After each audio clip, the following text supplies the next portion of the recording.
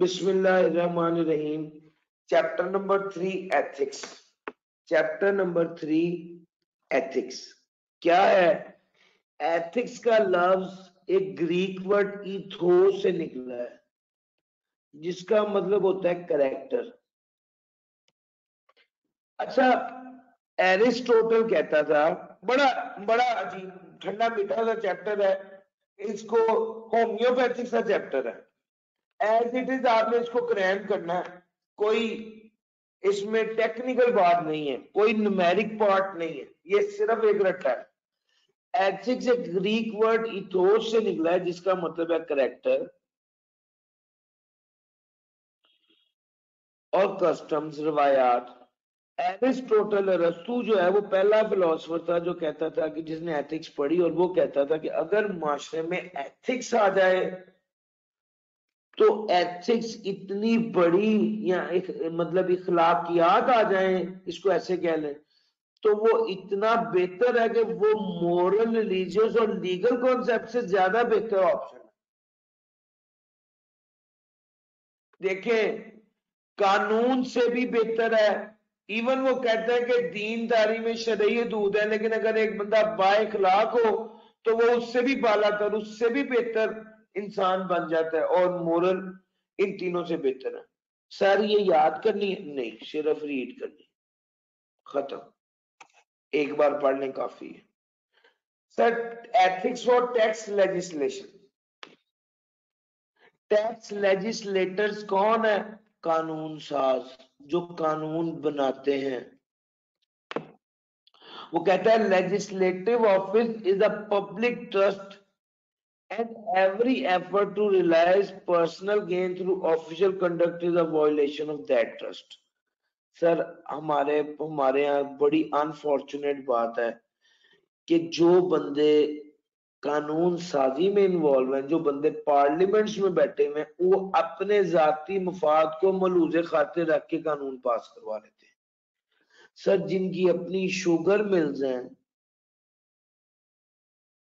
Sir वही parliaments में बैठे हुए हैं और वो अपनी शुगर प्राइसेस को हाई करवा लेते हैं, अप्रूव करवा लेते हैं, और अपना अपना पर्सनल गेन उनका फोकस होता है। Sir this is unethical. Tax legislator के लिए, टैक्स लेजिस्लेटर कानून जो साजी कर रहा है, ये वो बंदा है जो अवाम का नुमाइंदा है। सर इसको अवाम का नुमाइंदा होने की हैसियत से अवाम का ख्याल रखना चाहिए, ना कि अपना पर्सनल गेन लेना चाहिए। ठीक हो गया? This constitution mandates that the legislator to enact a code of ethics prohibiting conflicts between the public duty and private interest. Sir वो यही यहाँ पे ये हमारा जो कॉन्स्टिट्यूशन है ये मैंडेट करता है, हमारा आइन कहता है कि जी हम जो कानून साजी कर रहे हैं लोग, वो अपने पर्सनल इंटरेस्ट को ना देखें और ओवरऑल पब्लिक इंटरेस्ट को देखें। तो उसके बाद वो कहता है कि code of ethics prohibiting conflict. Sir उनका अपना पब्लिक ड्यूटी और प्राइवेट इंटरेस्ट में कॉन्फ्लिक्ट आ जाता है, उनका जब तजाद आ जाता है, conflict of member of the legislation, disclosure of prohibited conduct and financial interest and post services restriction. Sir वो क्या करते हैं? वो सर्विस में होते हैं, ऐसे कानून पास करवा लेते हैं कि जब उनकी सर्विस खत्म होती है तो वो उस कानून से खुद ही बेनिफिट ले लेते हैं।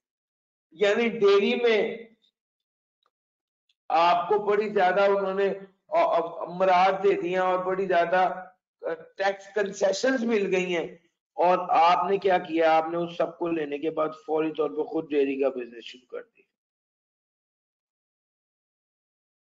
सर लोग क्या करते, कानून साजी में ये वाली चीज नहीं होनी चाहिए।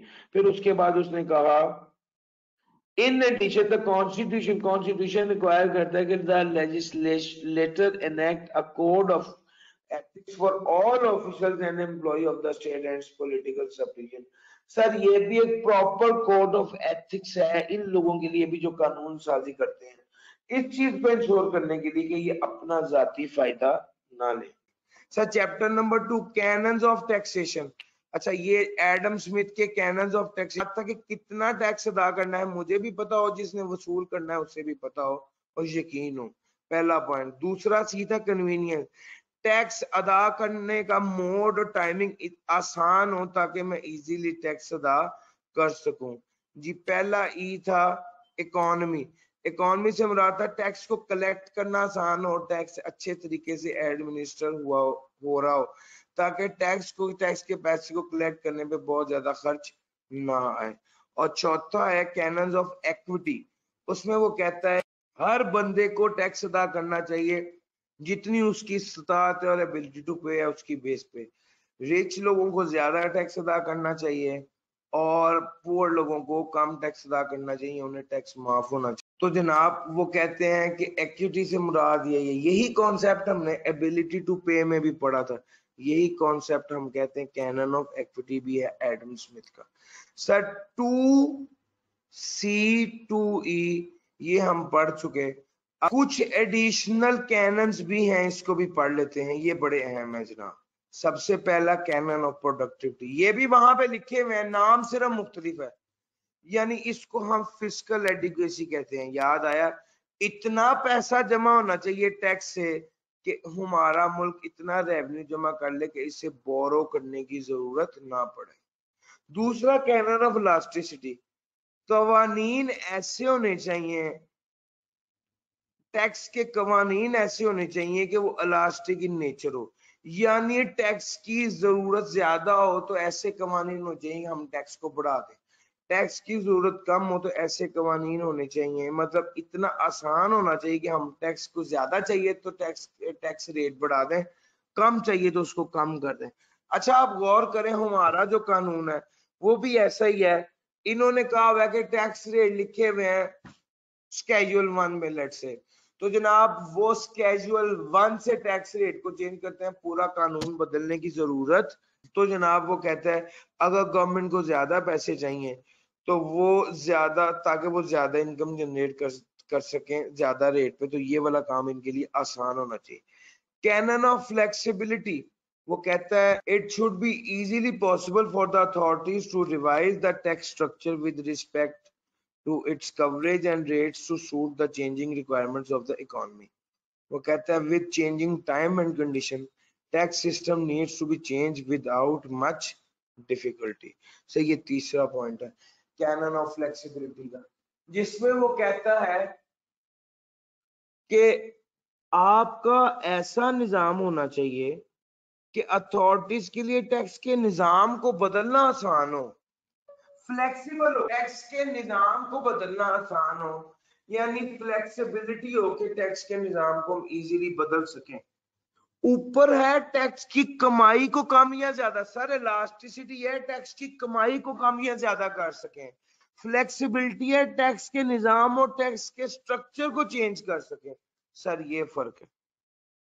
कैनन ऑफ सिंप्लिसिटी, बिल्कुल सिंपल, आसान हो, समझना आसान हो, समझाना आसान हो, इतना कॉम्प्लिकेटेड ना हो कि टैक्स समझ में ही ना आए। कैनन ऑफ डाइवर्सिटी, वो कहते हैं कि टैक्स किसी एक पर्टिकुलर चीज से, किसी एक पर्टिकुलर एरिया से टैक्स का रेवेन्यू जमा हो रहा हो, यानी सारा जो है ना जोर या सारी कलेक्शन या सारी रेवेन्यू कलेक्शन किसी एक सोर्स से नहीं होनी चाहिए, डाइवर्सिफाइड सोर्सेज होनी चाहिए जिससे हम टैक्स को कलेक्ट कर सकें। Government should collect taxes from different sources rather than concentrating on a single source of tax. It is not advisable for the government to depend on a single source of tax. This may result in inequity for a certain section of the society and uncertainty for the government raise fund.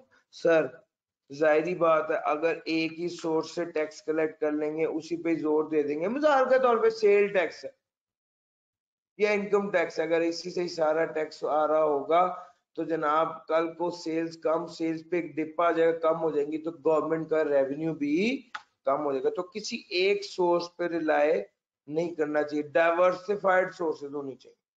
Sir tax administrator कौन है? Sir आसान अल्फाज में बताऊं, tax की police कौन है? FPR। Tax वालों की पुलिस कौन है? FBI। ये कौन है? ये टैक्स एडमिनिस्ट्रेटर है। याद रखिएगा, पुलिस कानून नहीं बनाती, कानून पे अमल दरामद करती है, कानून का नफाज को यकीनी बनाती है।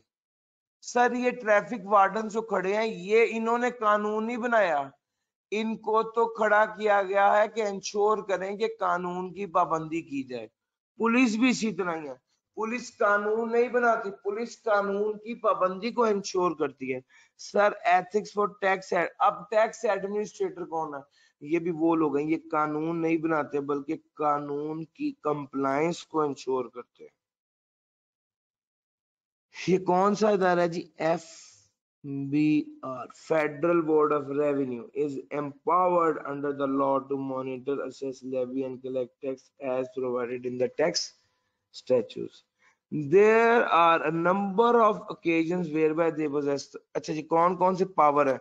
सर पहला पावर है असेस, टैक्स को असेस करना। दूसरी पावर है रेवेन्यू को कलेक्ट करना। तीसरी पावर है प्रॉपर्टी को सीज कर देना, प्रॉपर्टी को सीज कर देना। चौथी पावर है attach bank account. Attach bank account का मतलब है कि एक बैंक अकाउंट मेरा है और एक बैंक अकाउंट मेरी मिसेस का है। अच्छा, मैं फ्रॉड करके अगर मुझसे बाहर चला गया हूं, तो जो मेरी स्पाउस का जो बैंक अकाउंट है वो उसको अटैच कर लिया जाएगा, यानी उस पे जितने पैसे होंगे वो ले लिए जाएंगे। सर इसी तरह ही होता है, ये जितने सियासतदान है सारे, इनके स्पाउस, इनके माइनर, इनके बच्चों के बैंक अकाउंट को भी अटैच कर लिया जाता है, यानी उनको भी पकड़ लिया जाता है या उनसे भी पैसे विड्रॉ कर दिए जाते हैं। Commence legal proceeding against tax payer. Sir tax वालों के पास ये पावर भी है कि टैक्स पेयर के खिलाफ लीगल प्रोसीडिंग करें, केस करें। अच्छा, अब इन पावर्स, ये जो पावर्स इतनी ज्यादा हैं, इन पावर्स को, इसकी वजह से क्या होता है? Loss of property. इसकी वजह से लोगों की प्रॉपर्टी का और इनकम का नुकसान होता है। इस वजह से ये लोगों को बंद करवा देते हैं, इम्प्रिजनमेंट, कैदी बना देते हैं। These powers can result in a loss of some of the fundamental human rights of the taxpayer. Ethics stands to bring these power within the principle of goodness and morality.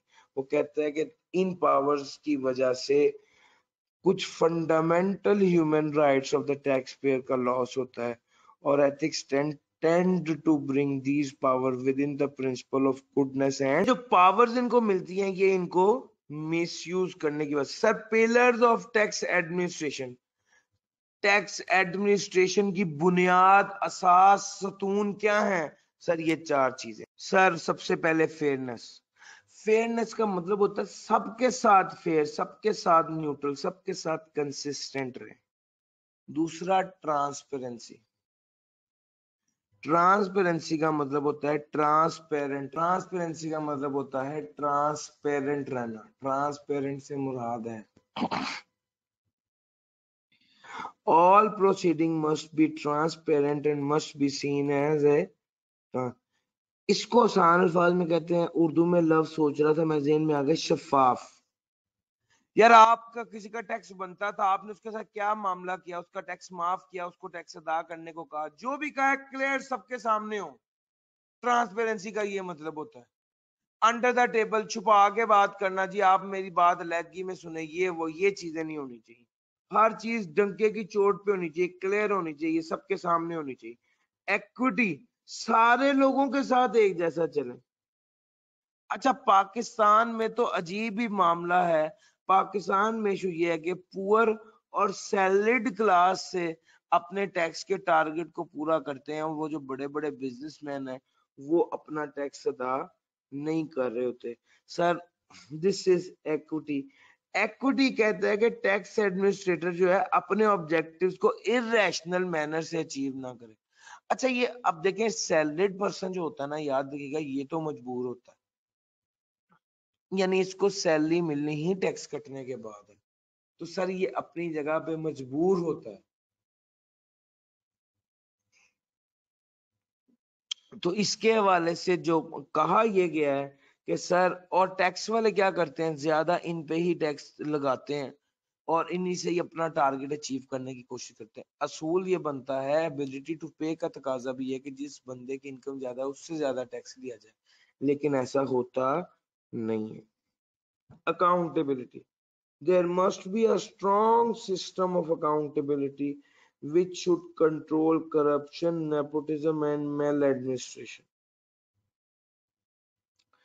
Sir accountability का निजाम होना चाहिए, यानी FBR वाले को खुदा नहीं लगे हुए, इनको भी चेक करने वाले लोग होने चाहिए और वो मेक श्योर करें कि ये सही तरीके से काम कर रहे हैं या नहीं कर रहे। नेपोटिज्म कहते हैं, उर्दू में इसका मतलब होता है अकरवा परवरी, और इसका वैसे आसान फाल में मतलब है कि मेरे भाई की टैक्स लायबिलिटी बनी है तो मैंने जी टैक्स का कोई और सेक्शन लगा के उसे माफ कर दिए, किसी और आदमी की बनी है तो उस पर टैक्स ज्यादा लगा दिए। ऐसा नहीं होना चाहिए, करप्शन नहीं होनी चाहिए। करप्शन का मतलब है पैसे लेना, और मेल एडमिनिस्ट्रेशन का मतलब है मेल, मेलाफाइडी का लफ्ज सुना होगा, जहां भी मेल फंक्शन, इस सब का मतलब होता है खराबी। मेल एडमिनिस्ट्रेशन यानी administration.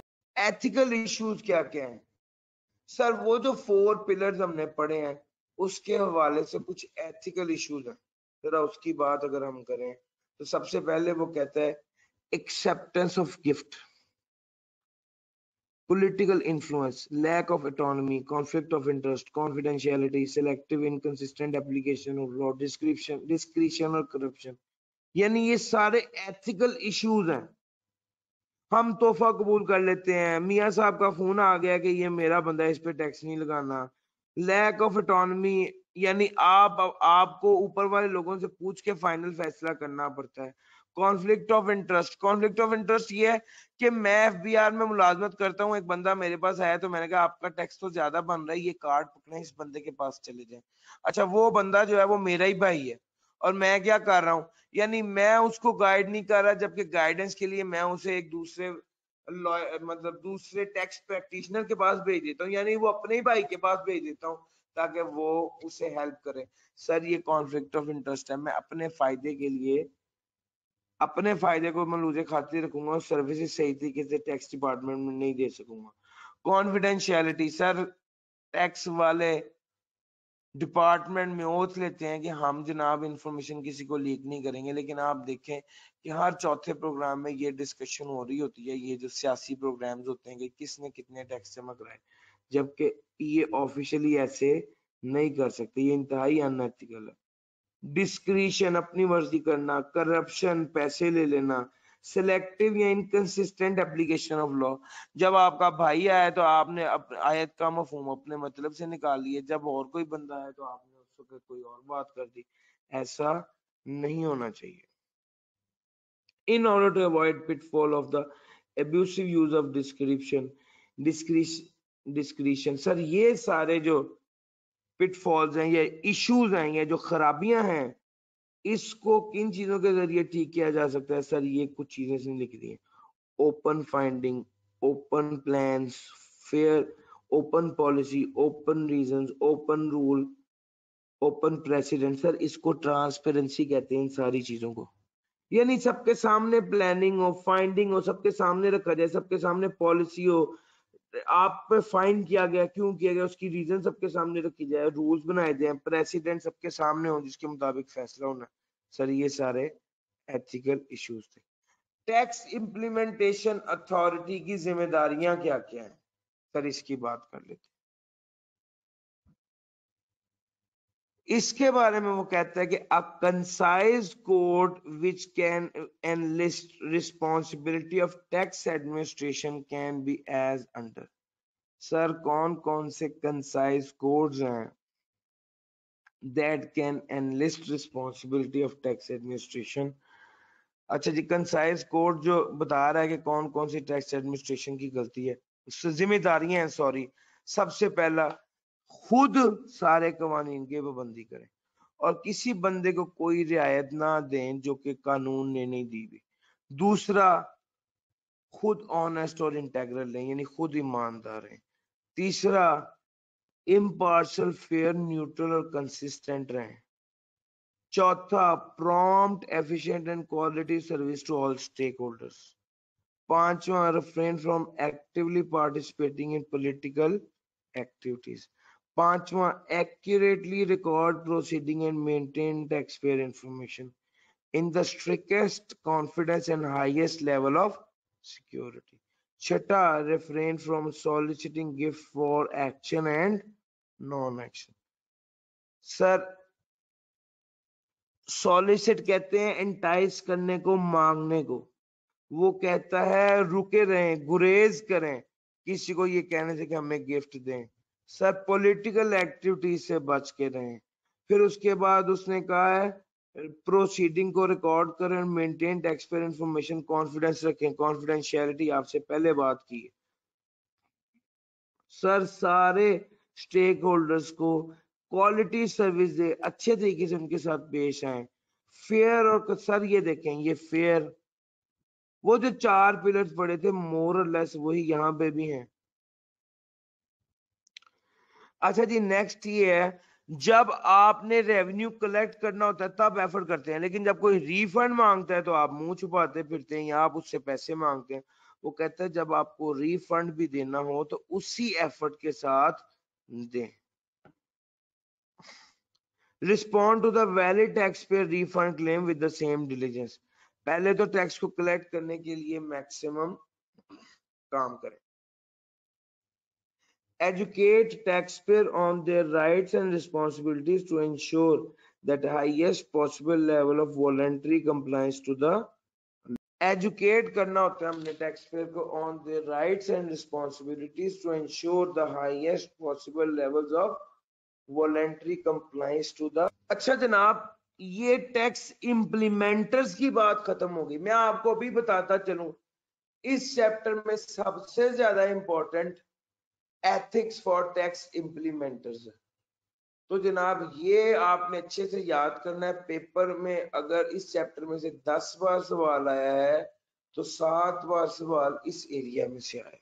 Sir, tax practitioner, sir I2PCO, ये याद रखिए, I for integrity. Tax practitioner हम लोग हैं जो लोगों की रिटर्न्स फाइल करते हैं।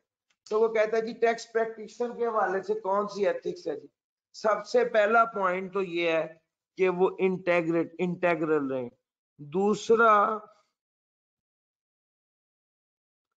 इंटेग्रिटी के बाद दूसरा है, इंटेग्रिटी के बाद सेकंड पॉइंट है P for professional competence and due care. Sir, हर वो बंदा जो टैक्स प्रैक्टिशनर है उसकी काबिलियत होनी चाहिए।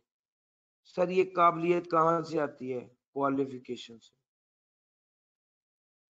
और कहां से आती है? ट्रेनिंग से। और कहां से आती है? क्वालिफिकेशन, ट्रेनिंग और एक्सपीरियंस। सॉरी जी। ड्यू केयर की, तो ड्यू केयर के बारे में कहा जाता है कि ड्यू केयर के साथ काम करें, यानी no negligence on the part of practitioner. Practitioner के एंड पे कोई नेग्लिजेंस नहीं होनी चाहिए। प्रोफेशनल बिहेवियर, प्रैक्टिशनर का लिबास, उसकी कम्युनिकेशन, उसका एटीट्यूड प्रोफेशनल होना चाहिए। सर, कॉन्फिडेंशियलिटी, जो बंदा रिटर्न फाइल करने वाला है, रिटर्न फाइल करने के दौरान अगर उसे कोई इंफॉर्मेशन मिली तो वो उसे कॉन्फिडेंशियल रखेगा और लोगों को। ऑब्जेक्टिविटी, ऑब्जेक्टिव का मतलब होता है अनबाइस्ड। सर, टैक्स प्रैक्टिशनर के फंडामेंटल प्रिंसिपल में या एथिक्स में ये चीज भी शामिल है कि वो ऑब्जेक्टिव हो, यानी अनबाइस्ड हो। ये नहीं कि एक बंदा बहुत अच्छा शरीफ लग रहा है उसको तो उसको टैक्स कम लगा देंगे, किसी को टैक्स ज्यादा लगा देंगे। सबके लिए एक जैसे रूल्स अप्लाई होते हैं जी। वन बाय वन हम पढ़ते हैं। Integrity, straight forward and honest. Objectivity, no should not allow bias, conflict of interest and undue influence of other person. Professional competence, professional knowledge होनी चाहिए और स्किल होनी चाहिए, और शुड एक्ट डिलीजेंटली, यानी ड्यू केयर है, act diligent. Confidentiality, should respect the confidentiality information and should not disclose such. इसका behaviour को क्या होना चाहिए, प्रोफेशनल होना चाहिए. प्रोफेशनल बिहेवियर से क्या मुराद है, रेलेवेंट लॉज एंड रेगुलेशंस को कंप्लाई करना चाहिए और अवॉइड ऐसे एक्शन से अवॉइड करना चाहिए जो कि प्रोफेशन को डीक्रेडिट या डिसक्रेडिट करे. सर अब आ गया हमारा एथिक्स फॉर टैक्स पे. हमने लेजिस्लेटर की एथिक्स भी पढ़ ली, हमने टैक्स इंप्लीमेंटर की एथिक्स भी पढ़ ली, हमने टैक्स प्रैक्टिशनर्स की एथिक्स भी पढ़ ली. इसको उसने कैटेगराइज किया 3 चीजों में. सर 3 तरह के लोग होते हैं, टैक्स पेयर का मिजाज 3 तरह का होता है. एक होता है यूटिलिटेरियन. सर ये यूटिलिटेरियन का लफ्ज यूटिलिटी से निकला है, जो इकोनॉमिक्स में हमने पढ़ी हुई है. वो कहता है, वही इकोनॉमिक्स वाली यूटिलिटी है, वो यूटिलिटी कितनी डिराइव करता है. वो कहता है जो बंदा जितनी यूटिलिटी डिराइव करता है उसका उतना ही हक बनता है. जो बंदा जितनी यूटिलिटी डिराइव करता है उसका उतना ही हक बनता है कि वो उतना टैक्स जमा कराए. ये हमने पहले पॉइंट पढ़ा हुआ. वो कहता है जी, कुछ लोग होते हैं यूटिलिटेरियन, वो कहते हैं कि अगर टैक्स जमा कराने से overall utility in the economy बढ़ रही है तो यस हम टैक्स जमा कराएंगे. दूसरा कहता है विर्चू एथिक्स. ये विर्चू एथिसिस्ट वो बंदा है, ये विर्चू एथिक्स जो है ये वो साहब होते हैं जो कहते हैं कि यार हम तो चाहते यही हैं कि ये नेक आदमी है, विर्चू से नेक यार लोग. ये वो बंदा है जो कहता है कि मैं टैक्स का पैसा दूंगा, उससे हुकूमत जो है वो गरीब लोगों पे पैसे खर्च करेगी, इससे अच्छा और क्या है, मुझे तो नेकी मिलेगी. ये विर्चू एथिक्स है. डियोंटोलॉजिस्ट है, ये कहता है भाई मैं टैक्स नहीं दूंगा तो पकड़ा जाऊंगा, इस वजह से ये टैक्स देता है. ये 3 तरह के लोग हैं. यूटिलिटेरियन जो कहता है कि यार मैक्सिमाइजेशन ऑफ सेटिस्फैक्शन होनी चाहिए. विर्चू एथिक्स कहता है अच्छे काम करने चाहिए, लोगों की मदद करनी चाहिए, हेल्पफुल होना चाहिए. और डियोंटोलॉजिस्ट कहता है कि भाई ये हमारी जिम्मेदारी है, हम ऐसे नहीं करेंगे तो पकड़े जाएंगे. ये बेसिकली इनकी डेफिनेशन भी है और टेक्निकली मैं आपको बताऊंगा ये इनके मिजाज. अब जरा देखते हैं कि morality for tax compliance utilitarian की क्या होती है. वो कहता है टैक्स को कंप्लाई करना चाहिए या नहीं और उसकी क्या रीजन है. तो वो कहता है जनाब टैक्स को कंप्लायंस करना चाहिए क्योंकि मैं टैक्स का पैसा दूंगा तो वो हुकूमत को दूंगा, हुकूमत इससे नई गुड्स एंड सर्विसेज प्रोड्यूस करके लोगों को देगी जिससे ओवरऑल यूटिलिटी और ओवरऑल सेटिस्फैक्शन बढ़ेगी. तो जनाब यूटिलिटेरियन कहता है कि यस देना चाहिए.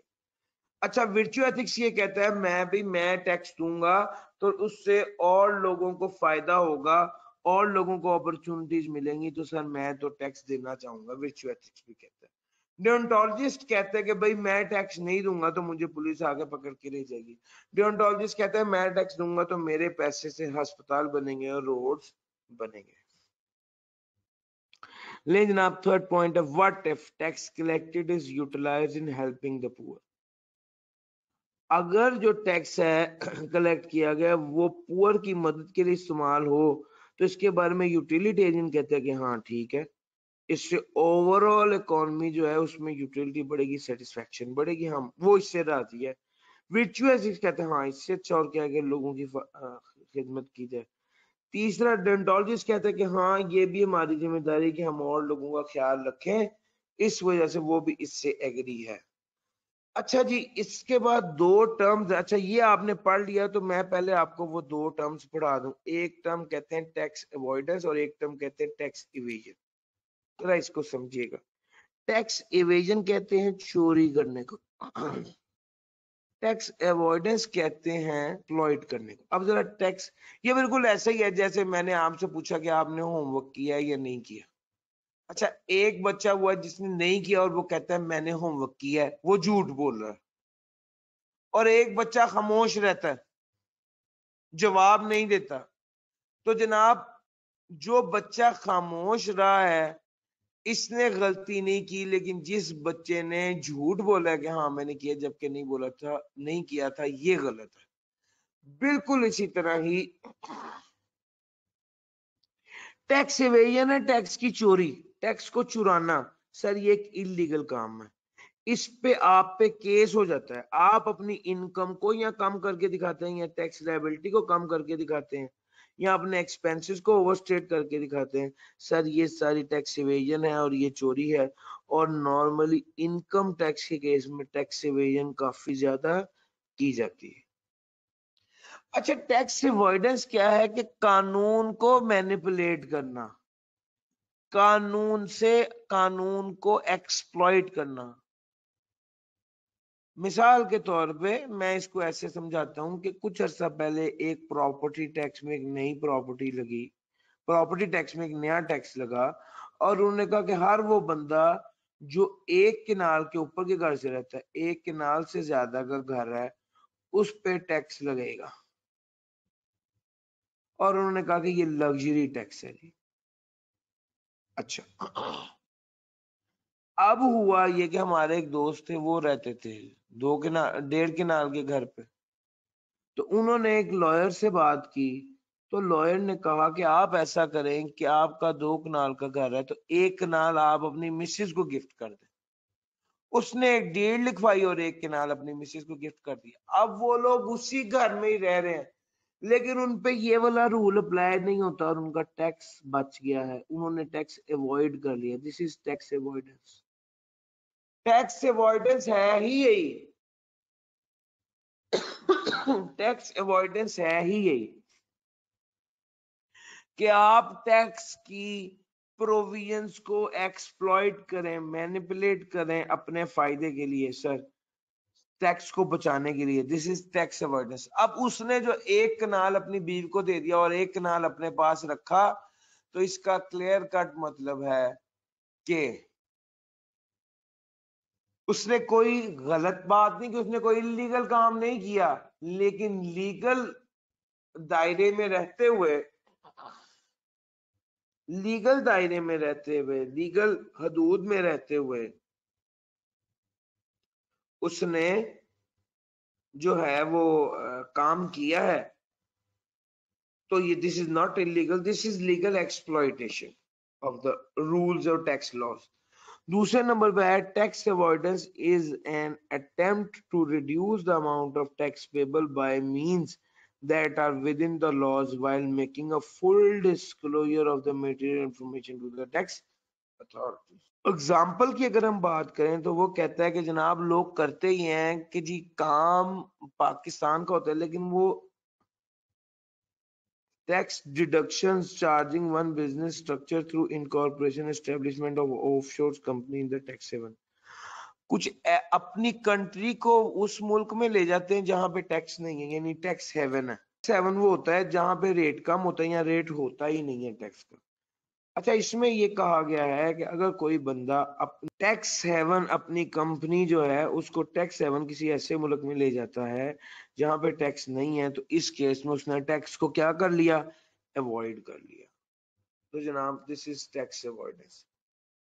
अच्छा, टैक्स अवॉइडेंस और टैक्स इवेजन, ये दो टर्म्स आपकी समझ में आ गई, बड़ी इंपॉर्टेंट है पेपर में। मैं वापस इधर आया हूं, अब आपको समझ आ गया कि टैक्स अवॉइडेंस तो टैक्स को अवॉइड करने का नाम है। क्या यूटिलिटेरियन टैक्स को अवॉइड करेगा? यस, ये टैक्स को अवॉइड करता है। विर्च्यू एथिक्स ये टैक्स को अवॉइड नहीं करता, जबकि डेंटोलॉजिस्ट जो है वो टैक्स को ना अवॉइड करता है ना इसको कंटेम्प्ट करता है।